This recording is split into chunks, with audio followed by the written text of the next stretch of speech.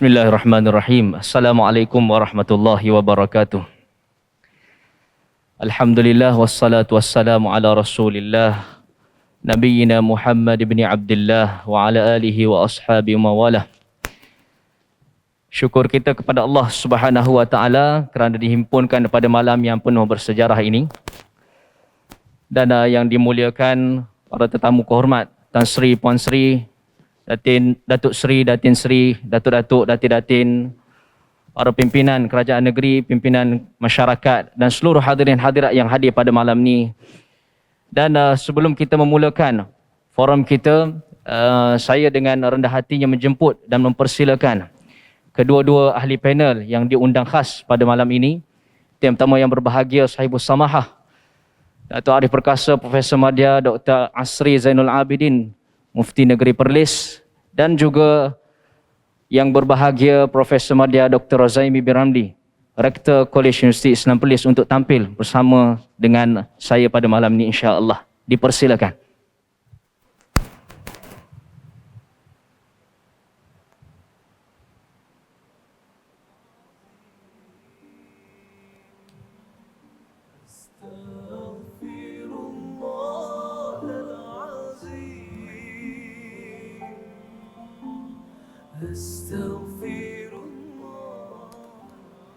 Alhamdulillah, sama-sama tuan-tuan dan puan-puan kita bersyukur kepada Allah Subhanahu Wa Taala, sama ada yang hadir secara fizikal pada hari ini dan juga turut tidak ketinggalan kepada para viewers kita yang sedang mengikuti secara langsung, secara live di halaman-halaman Facebook dan juga media-media sosial yang sedang berfungsi pada sekarang ini, iaitu pada Suara Sunnah Channel, Jabatan Hal Ehwal Agama Islam Perlis, Majlis Agama Islam dan Adat Istiadat Melayu Perlis, Jabatan Mufti Negeri Perlis dan seluruh halaman-halaman page Facebook dan juga media-media sosial yang sedang live stream pada sekarang dari Perlis ke Sabah dan seluruh seantero dunia masih menunggu apakah topik dan juga persoalan yang bakal dikupas pada malam yang mulia ini oleh ahli-ahli panel yang kita undang khas. Sebelum kita menyelam lebih dalam lagi tuan-tuan dan puan-puan yang dimuliakan oleh Allah Subhanahu Wa Taala sekalian, di sebelah saya ini tidak asing lagi dan tidak lain tidak bukan, sudah terkenal pada benak dan dada tuan-tuan semua. Di sebelah saya adalah yang bahagia Sahibus Samahah, Datuk Arif Perkasa, Profesor Madya Dr. Muhammad Asri Zainul Abidin, Mufti Negeri Perlis, yang merupakan panel utama kita pada malam ni. Dan di sebelah beliau adalah yang berbahagia Profesor Madya Dr. Rozaimi bin Ramli, Rektor Kolej Universiti Islam Perlis KUIPS, selaku merangkap pengurusi Masjid Tuanku Said Faizuddin Putra yang sedang kita bernaung pada malam ni insya-Allah. Dan tajuk yang ditinggalkan, yang dipersoalkan kepada kita malam ni seperti mana yang disebut oleh pengurusi sebentar tadi, iaitu apakah masjid kita ini telah berfungsi sebagai masjid. Satu persoalan yang ditinggalkan, insya-Allah bakal dikupas panjang, bakal dikupas secara mendalam oleh ahli panel kita yang kita undangkan khas pada malam ni insya-Allah. Tuan-tuan dan puan-puan yang dirahmati oleh Allah Subhanahu Wa Taala sekalian, tanpa kita melengahkan masa, saya teruskan kepada panel kita yang pertama, iaitu yang bahagia Profesor Madya Dr. Rozaimi bin Ramli, untuk kita panaskan perjalanan forum kita pada malam ni. Ataupun kalau kita nak start kereta, kita panas kereta dulu kan. Kalau tekan minyak terus takutnya sedut-sedut kan. Jadi kita panaskan tajuk kita, apakah yang boleh kita faham berkenaan dengan tajuk forum kita pada malam ni, iaitu yang berbahagia Profesor Madya. Mohon Profesor Madya berikan sedikit pencerahan kepada kita. Jika disebut doktor berkenaan dengan masjid, kita ini tidak boleh lari daripada pemikiran yang tipikal. Masjid adalah sebagai satu tempat untuk menunaikan ibadah yang rutin, solat fardu, nak bayar zakat datang ke masjid, nikah kahwin cari imam di masjid, nak berkorban di hari raya korban contohnya, cari sembelihannya di masjid. Dan bahkan bila sebut masjid, ada pula di antara kita yang fobia. Masjid ni adalah kepunyaan AJK sahaja, untuk kita-kita sahaja. AJK pula cengih-cengih belaka, tak boleh nak masuk dengan kita kan. Jadi bagaimanakah dimensi, minta Profesor Madya Dr. Rozaimi bawa satu dimensi fikir kepada kita malam ni, bagaimana kita nak menyelami isu masjid yang sebenarnya sebagai pusat pembangunan ummah, untuk kita transformasikan, jelmakan semula masjid ini untuk berfungsi dengan selayak. Dipersilakan, Doktor.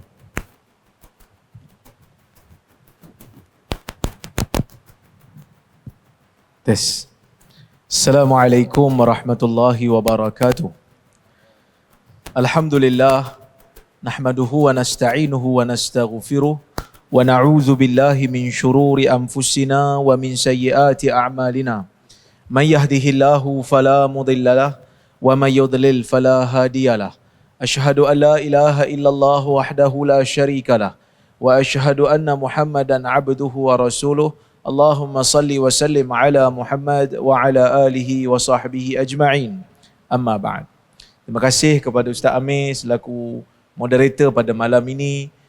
Yang berbahagia sahibus samahah, Datuk Mufti kita yang bersama dengan kita, tuan-tuan dan puan-puan, pegawai-pegawai kerajaan, anak-anak karya yang dirahmati oleh Allah Subhanahu wa taala sekalian. Alhamdulillah, pada malam ini kita dapat bersama dalam satu majlis untuk merasmikan masjid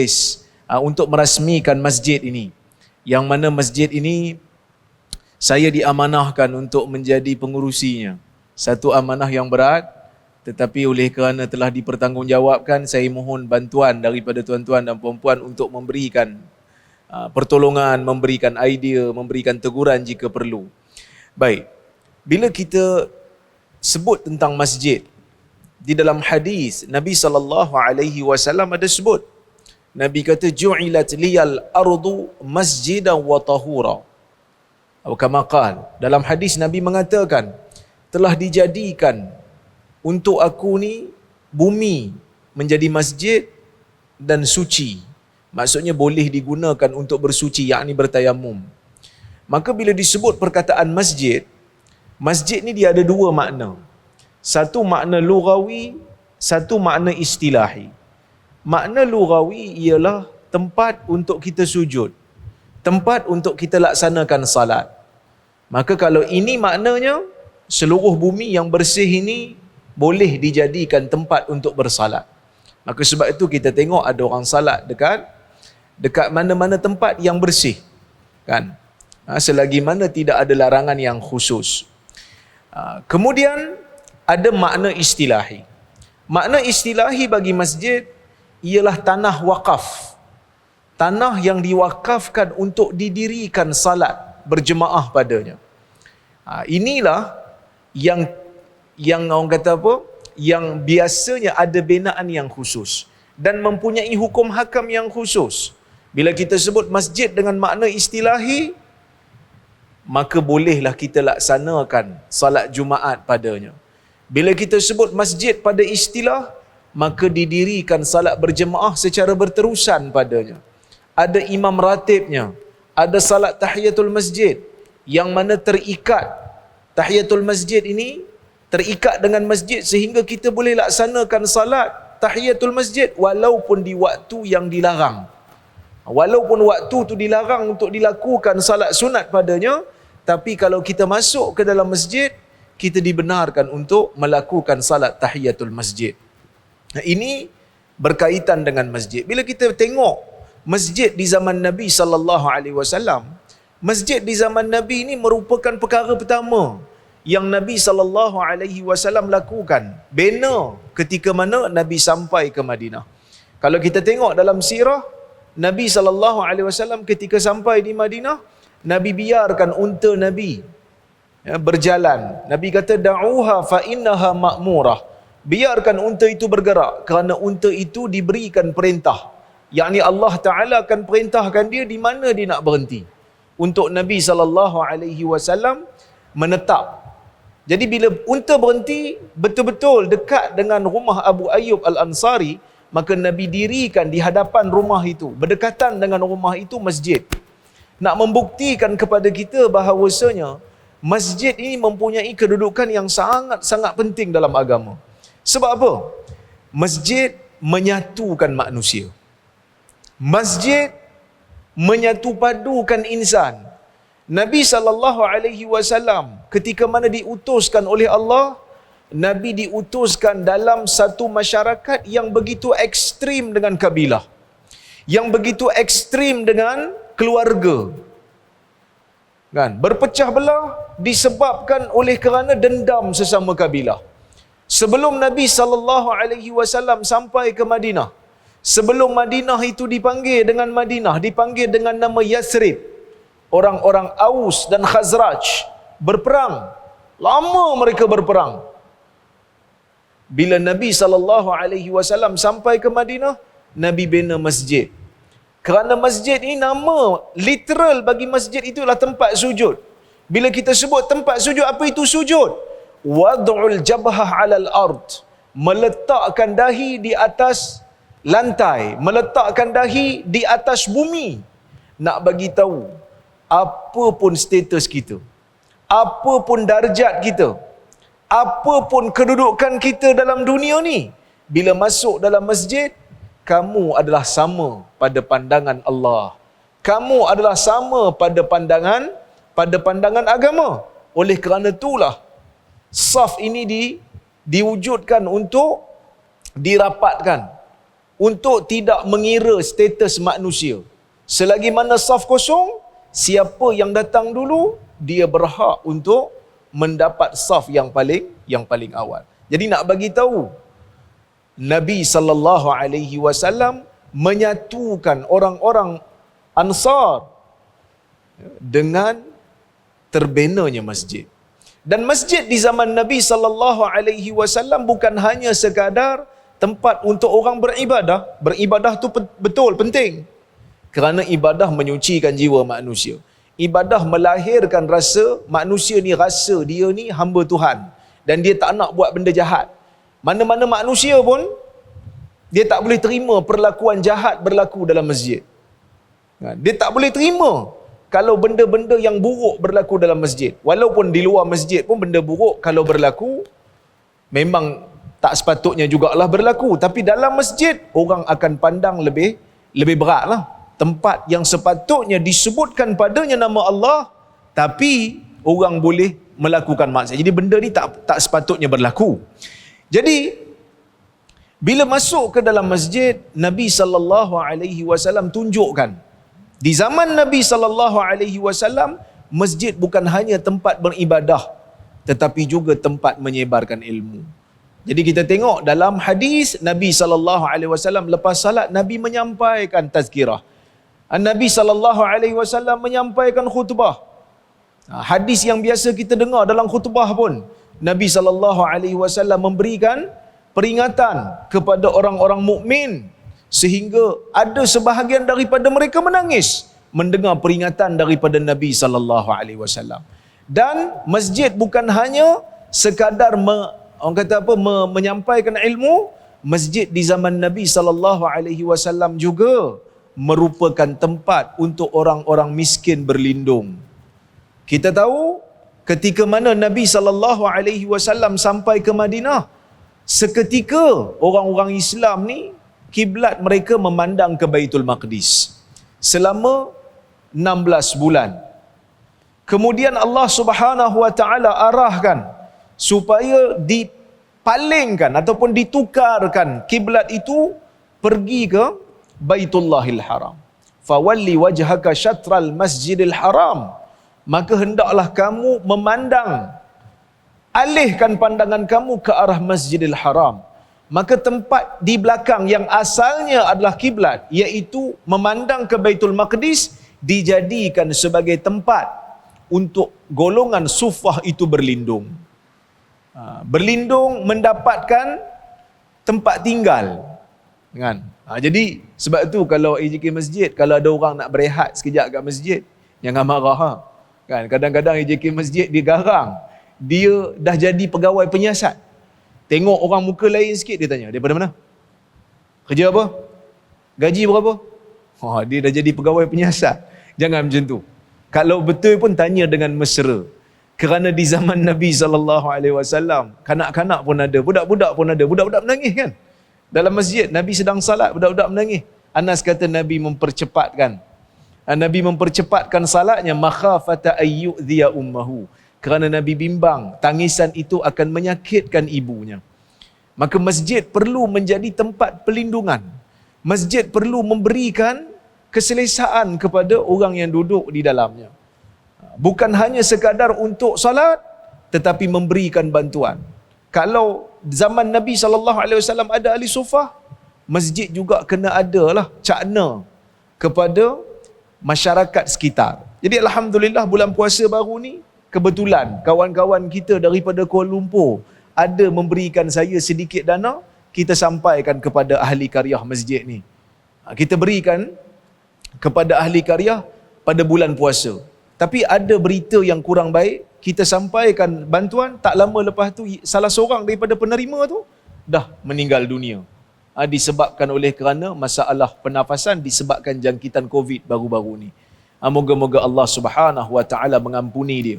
Cuma masjid perlu menjadi medan ataupun tempat untuk orang berlindung. Masjid jadi tempat untuk orang tidur pun dalam di zaman Nabi SAW. Kalau tuan-tuan tengok dalam Sahih Bukhari, Ibnu Umar tidur dalam masjid ketika mana dia bujang, dia tak ada keluarga. Ada satu hadis dalam riwayat Al-Imam Al-Bukhari, kalau tuan-tuan tengok dalam Kitabul Masajid, Abwabul Masajid, Nabi SAW datang rumah Ali bin Abi Talib. Nabi datang rumah Ali bin Abi Talib dengan Fatimah. Nabi tengok Ali tak ada. Nabi tanya kepada Fatimah, Ali mana? Nabi tanya, aina ibnu ammik? Di mana anak bapa saudaramu? Kan Ali tu kes sepupu lah dengan Fatimah kan.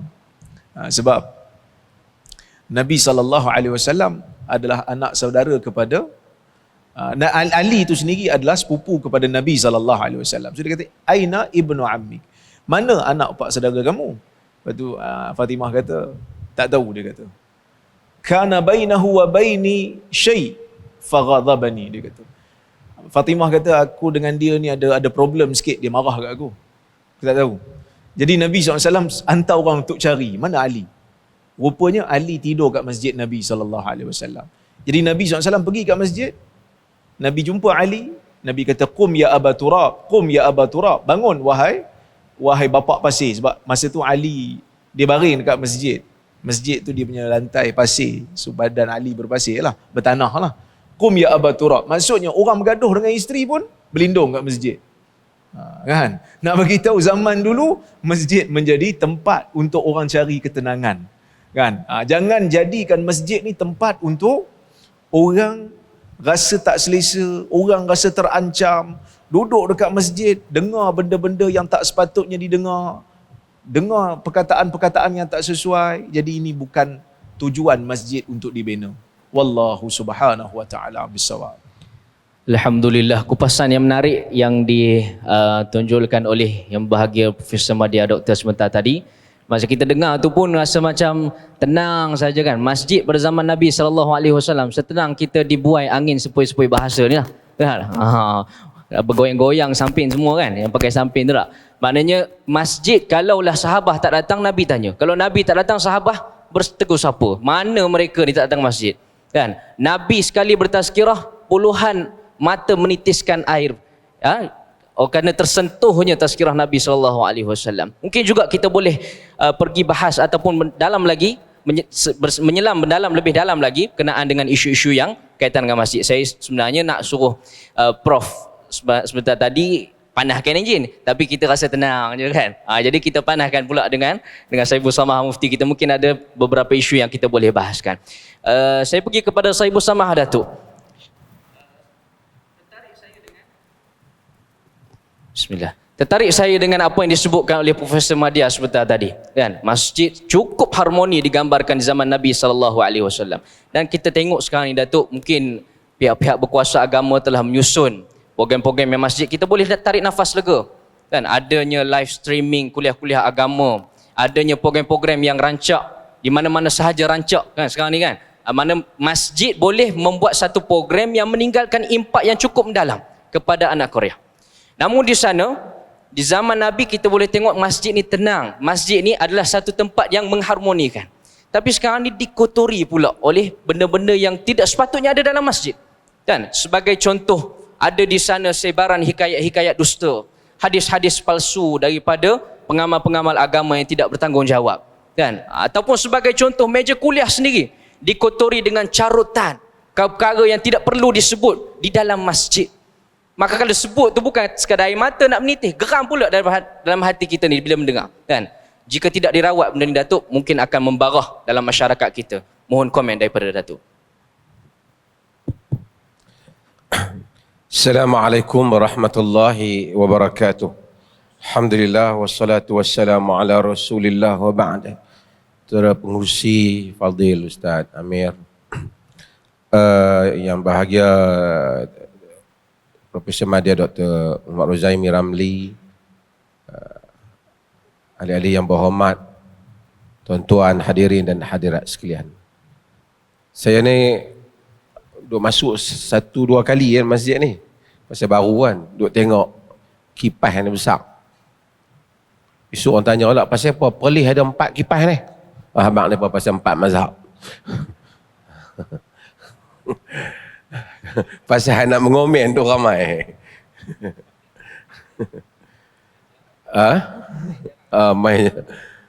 Hadirin dan hadirat yang dirahmati Allah. Tadi Fadil Dr. Ruzaimi sebut, saya nak sebut 1-2 perkara. Asasnya ialah apa yang kita pelajari daripada masjid dibawa keluar daripada masjid. Masjid adalah madrasah. Masjid adalah pusat pendidikan kita. Apa yang berlaku kadang-kala ialah ilmu yang di luar tu, cara yang di luar itulah yang dibawa masuk ke dalam masjid. Orang mau masjid ikut hak luar tu. Bukan yang luar tu ikut disiplin masjid. Dan inilah yang kita hadapi kadang-kala, sehingga macam mana yang disebut tadi, dalam masjid orang maki. Baru ni orang maki pasal apa? Pasal raya Isnin. Kan? Apa ada orang maki? Lah kali dia raya juga. Kan? Ada hadis palsu dalam masjid. Hadis palsu ni, menyebarkan hadis palsu ni termasuk di dalam dosa-dosa besar. Minal kabair. Maksudnya bayangkan dosa besar tu dibuat dalam masjid. Dosa besar tu dibuat di dalam masjid, di depan lagi. Nabi kata, man kadzaba alayya falyatabawwa muta'ammidan falyatabawwa maq'adahu minan nar. Siapa yang dusta kepada aku dengan sengaja, siap tempat duduk di dalam neraka. Hadirin dan hadirat sekalian, kita banyak kehilangan satu perkara dalam hidup ni. Kita kehilangan hikmah. Hikmah ataupun terjemah orang putihnya wisdom. Quran sebut banyak perkataan hikmah. Wa yu'allimu humul kitab wal hikmah. Nabi tu wa yu'allimuhumul kitab wal hikmah. Mengajar mereka kitab dan hikmah. Al-Imam Syafi'i kata hikmah dalam konteks kitab itu ialah sunnah lah. Tapi dalam ayat yang lain Allah kata ud'u ila sabili rabbika bil hikmah. Serulah ke jalan Tuhanmu dengan hikmah, dengan wisdom. Hikmah ialah al-isabah fil qawli wal fi'l. Yang tepat di dalam perkataan, tepat di dalam tindakan. Itu hikmah. Bukan soal lembut ke, suara tinggi, suara rendah, tapi ia tepat. Betul pada masanya, betul pada tempatnya. Maka ia hikmah. Walaqad atayna Luqman al-hikmah. Kami telah memberikan kepada Luqman hikmah. Sebab itu tuan-tuan belajar falsafah. Falsafah dia ambil daripada, dia sebut daripada perkataan Greek philosophia. Philosophia maksudnya love of wisdom. Maksud mencintai hikmah. Maksudnya patutnya ahli falsafah ni ahli yang dipenuhi dengan hikmah. Allah Subhanahu wa taala sebut dalam Al-Quran, yu'til hikmata man yasha wa man yu'tal hikmata faqad utiya khairan katsira. Diberikan hikmah kepada sesiapa yang dikehendaki. Allah bagi hikmah kepada sesiapa yang kehendaki. Sesiapa yang diberikan hikmah, wisdom, dia telah diberikan kebaikan yang banyak. Apabila kita hilang hikmah, kita mengajar di dalam masjid, lalu ia tidak menemui, tidak isabah, tidak tepat pada perkataan, tidak tepat pada perbuatan. Masjid macam saya kata tadi, masjid dia mengeluarkan manusia kepada jalan Allah. Bukan orang luar bawa budaya masuk dalam masjid. Ni Ustaz Amir Ikhwan, hafal Quran. Allah sebut apa tentang masjid? Innama ya'muru masajid Allah man amana billahi wal yaumil akhir wa aqama as-salah wa ata az-zakah wa lam yakhsha illa Allah. Sesungguhnya yang memakmurkan masjid Allah sesiapa yang beriman kepada Allah, hari kemudian mendirikan salat, menunaikan zakat, tidak takut melainkan Allah. Tapi ayat yang selepas itu Allah kata apa? Aja'altum siqayatal hajj wa imaratal masjidil haram kaman amana billahi wal yaumil akhir wa jahada fi sabilillah la yasta'una indallah wallahu la yahdil qaumadh dhalimin. Aja'altum siqayatal hajj, adakah kamu jadikan memberi minum kepada orang yang menunaikan haji? This great thing. Satu sumbangan yang besar, memberi minum pada orang yang menunaikan haji.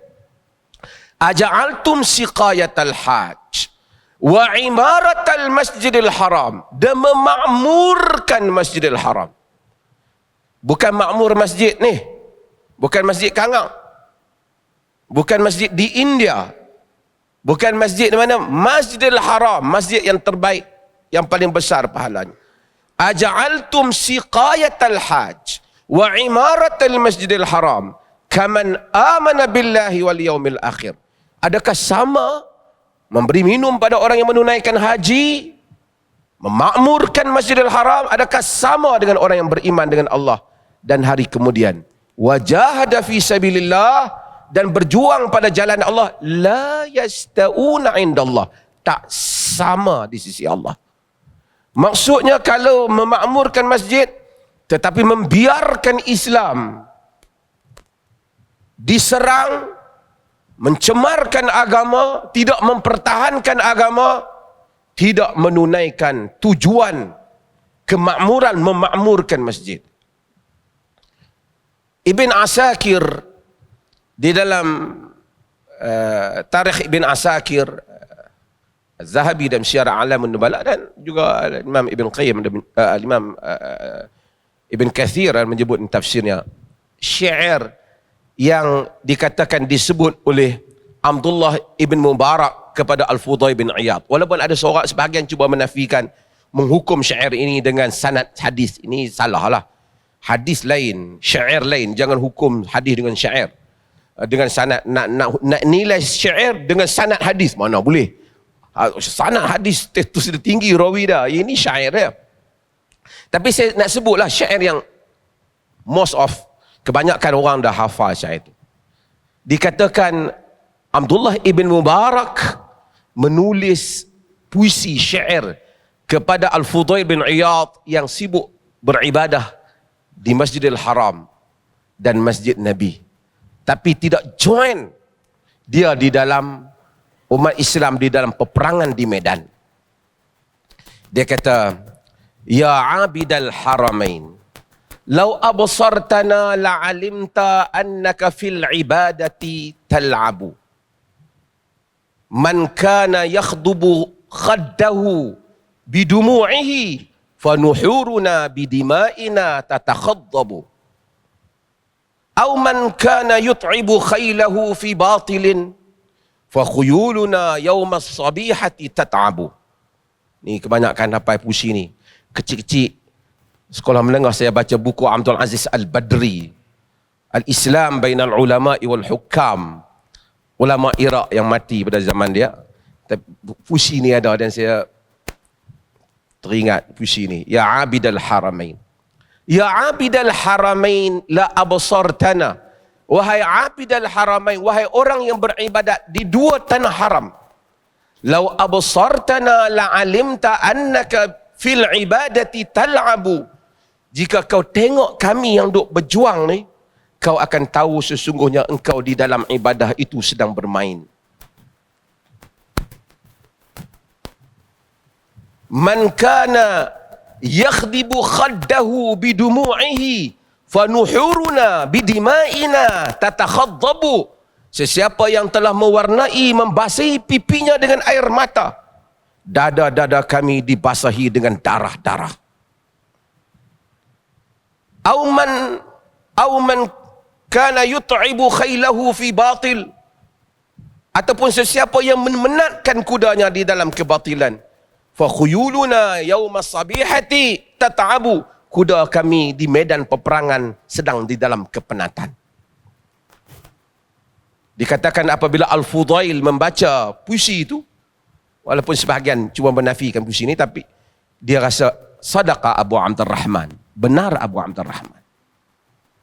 Maksudnya fungsi masjid, Abdullah ibn Mubarak abid saleh, ahli ibadah, ahli masjid, tapi fungsi masjid membawa kita keluar daripada masjid ini untuk menjadi para pejuang yang mempertahankan agama Allah Azza wa Jalla.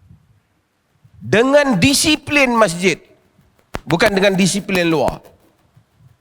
Bagaimana di dalam salat masjid kita cakap yang elok. Wa qulu linnasi husna. Bercakaplah pada manusia dengan perkataan yang baik.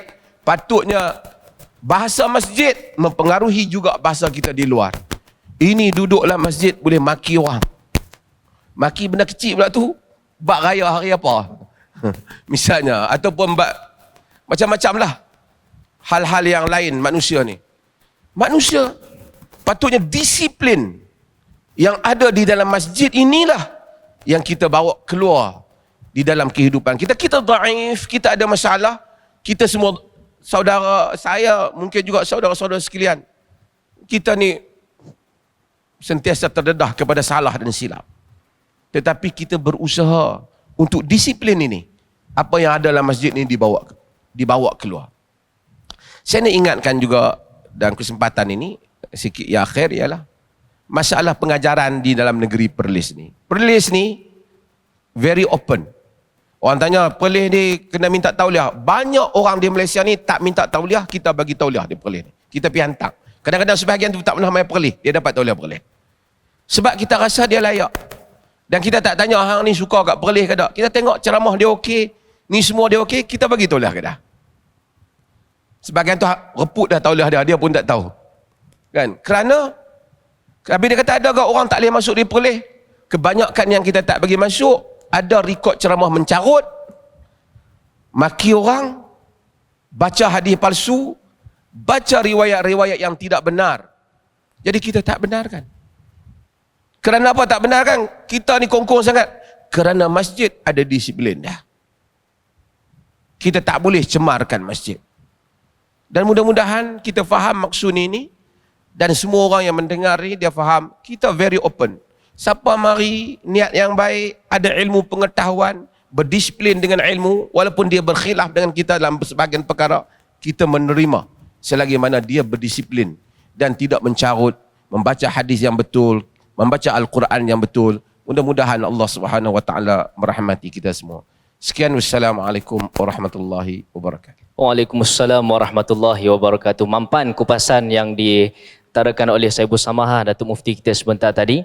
Tuan-tuan dan puan-puan yang dirahmati Allah, mudah-mudahan apa yang telah digarapkan dalam butiran-butiran ilmu yang disampaikan oleh panelis kita tadi dapat kita ambil sedikit sebanyak pengajaran. Apa yang kita boleh tertibkan di rumah, begitu juga lebih lagi, beribu kali lagi kita boleh tertibkan di rumah Allah Subhanahu wa taala. Saya teringat Datuk dalam satu hadis Nabi sallallahu alaihi wasallam, Nabi menegur Abu Sa'id Al-Khudri. Apabila mereka beriktikaf dalam masjid, mereka meninggikan suara dengan bacaan Al-Quran. Maka Nabi menyelak sitar ataupun kita kata bidai. Sekarang ni kan ada bidai di perempuan tu, Nabi tengok ada sekumpulan sahabah sedang mengaji Al-Quran dengan suara yang kuat. Maka Nabi kata, fala yarfa' ba'dukum ala ba'din. Fala yarfa' sauti ba'dikum ala ba'din. Sauta ba'dikum ala ba'din. Atau kama qala alaihi salatu wassalam. Jangan kamu mengangkat suara di kalangan kamu di antara satu dengan yang lainnya. Ini bacaan Al-Quran. Apatah lagi dengan perkataan-perkataan yang tidak sepatutnya keluar ataupun di permukaan, di tempat yang suci, yang diangkat tempatnya kemuliaan oleh Allah Subhanahu wa taala. Dan mengumumkan keberangkatan tiba Duli Yang Maha Mulia Raja Perlis dan juga dulu Yang Teramat Mulia Tuanku Raja Muda Perlis masuk ke Dewan Solat Utama. Tuanku, Patik mohon dengan rendah hatinya untuk kita meneruskan majlis. Ada masa berbaki lagi sedikit untuk kita menunggu saki-baki ruangan untuk solat Isyak ataupun diangkat azan menandakan masuk waktu Isyak. Dan insya-Allah pada malam ni kita dengar sedikit mutiara kesimpulan yang akan disebut oleh ahli-ahli panel kita. Minta setiap panel yang akan dimulai oleh Profesor Madya Dr. Rozaimi, kemudian disusuli oleh saya bersama Datuk Mufti kita untuk membuat kesimpulan berkenaan dengan tajuk yang kita bahaskan pada malam ni. Dipersilakan, Prof. Baik, untuk kesimpulannya saya ingin katakan masjid merupakan milik umat. Masjid bukan hanya milik individu yang tertentu. Masjid bukan hanya milik kelompok yang tertentu. Masjid bukan juga milik AJK. Ahli jawatan kuasa hanya menguruskan. Jadi sebab itu masjid ini tidak boleh dimiliki oleh sesiapa. Bila nak jadikan sesuatu tempat sebagai masjid, dia mesti wakafkan masjid itu. Bila wakaf maksudnya dia menjadi milik umat. Jadi bila jadi milik umat, tak ada siapa boleh claim itu adalah hak dia. Maka setiap orang mempunyai ruang yang dibenarkan oleh syarak untuk dia mengimarahkan masjid. Dan jangan melakukan sesuatu perkara yang boleh mengganggu orang lain untuk beribadat di dalam masjid. Dan tuan-tuan dan puan-puan rahmati Allah sekalian, masjid ni juga bukan semestinya orang kata apa, terikat dengan kuliah-kuliah agama sahaja. Sebaliknya, apa saja ilmu yang bermanfaat, ilmu yang memberikan manfaat kepada umat, boleh juga diajarkan di masjid. Contohnya, saya tengok ada masjid yang buat tuition, kan, matematik, tuition sejarah. Ilmu-ilmu yang bermanfaat ini juga boleh untuk diajarkan di masjid, terutama untuk anak-anak kecil. Kan, kalau masjid tu banyak duit, kita boleh usahakan. Kerana kalau kita tengok dalam hadis, Nabi SAW pernah membenarkan Hasan bin Thabit untuk membacakan syairnya. Dalam hadis riwayat Al-Imam Al-Bukhari, Nabi SAW pernah suruh kepada Hasan, ajib an Rasulillah, ya Hasan, ajib an Rasulillah, Allahumma ayyidhu biruhil qudus. Wahai Hasan, buat syair jawab bagi pihak Rasulullah SAW, kan? Dan Nabi doa kepada Hasan, Allahumma ayyidhu biruhil qudus, ya Allah berikan kekuatan kepada Hasan dengan bantuan Jibril. Jadi insya-Allah mudah-mudahan dengan orang kata apa, keterbukaan AJK Masjid menerima, memberikan ketenangan, memberikan keselesaan kepada jemaah, maka masjid kita akan dapat diimarahkan bersama-sama. Wallahu ta'ala alam. Silakan, saya bersama Datuk. Terima kasih. Saya nak sebut balik apa yang saya sebut tadi. Saya rasa di Perlis ni, kita kena sama-sama untuk kempen menghidupkan hikmah di dalam masjid. Hikmah dalam arti kata tadi, ud'u ila sabili rabbika bil hikmati wal mau'izatil hasanah. Serulah ke jalan Tuhanmu dengan hikmah dan nasihat yang baik. Hikmah dalam apa yang ahli-ahli filosofer hilang. Tadi saya sebut bahawasanya dalam Greek, filosofi atau asalnya filosofia. Filosofi yakni love of wisdom, yakni mencintai hikmah. Mencintai, kemudian kita panggil orang putih, dimasukkan dalam bahasa ke France, kemudian dijadikan bahasa Inggeris sebagai filosofi. Dia daripada Greek, iaitu mencintai hikmah. Islam menyebut tentang hikmah ini. Sebab Kutub Khanah Baghdad dulu dipanggil Darul Hikmah. Hikmah maksud tadi al-isabah fil qawli wal fi'l. Ketepatan di dalam perkataan, ketepatan di dalam tindakan. Yang ni mungkin kita kena membicarakannya dan mewacanakannya secara meluas dalam negeri Perlis ni, supaya masjid kita dipenuhi dengan hikmah. Ini penting. Dan apa yang kita buat, dan Alhamdulillah Masjid Perlis ni belum saya boleh kena pengurusi Masjid Alwi, ambil kesempatan lah sikit nak kempen. Besok kita kempen rezeki subuh jemaah junior. Maksudnya kanak-kanak yang sekolah rendah yang pergi ke Masjid Alwi, setiap subuh kita akan bagi RM3. Tuan-tuan tak dapat lah. Tuan-tuan kena masuk sekolah rendah dulu. Masuk yang sekolah rendah, maksud bayangkan darjah 3, darjah 4, bukan mudah nak main masjid. Subuh. Subuh. Waktu lain tak lah, subuh kan. Saya ingat saya kecil-kecil dulu lagi tak ada. Saya pergi masjid, darjah 3 pergi masjid, bawa lampu naik atas kubur, pergi sorang-sorang tunggu. Tapi masa tu saya tak terpengaruh dengan takut hantu ni. Kan? Tapi budak-budak tak ada. Sekarang budak-budak dah ada masjid.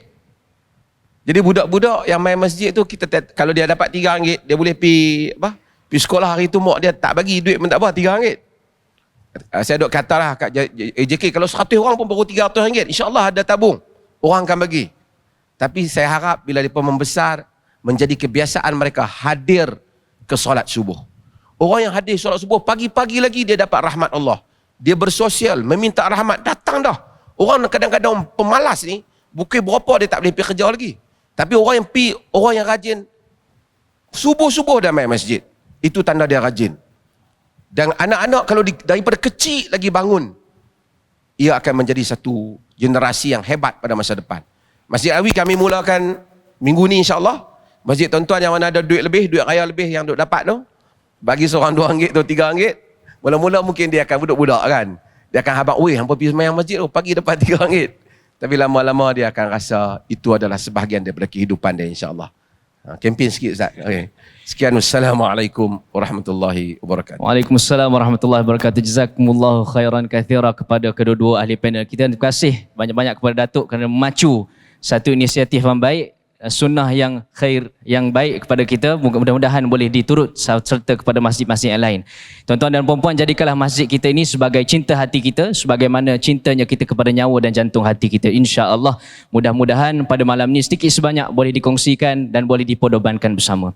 Menghadap duli-duli yang Maha Mulia Tuanku, Datuk Seri, Datin Seri, Datuk-Datuk, Datin-Datin, tuan-tuan dan puan-puan sekalian, sekian sahajalah forum kita pada malam ini. Apa yang baik itu daripada Allah Subhanahu Wa Taala, apa yang kurang itu daripada kelemahan diri saya mengemudi forum pada malam ini, dan hakikatnya diserahkan kepada Allah Subhanahu Wa Taala jua, dan saya dengan rendah hati menyerahkan majlis ini kepada muazzin yang bertugas untuk melaungkan azan dan dekat masuknya waktu fardu isya. InsyaAllah. Assalamualaikum warahmatullahi wabarakatuh.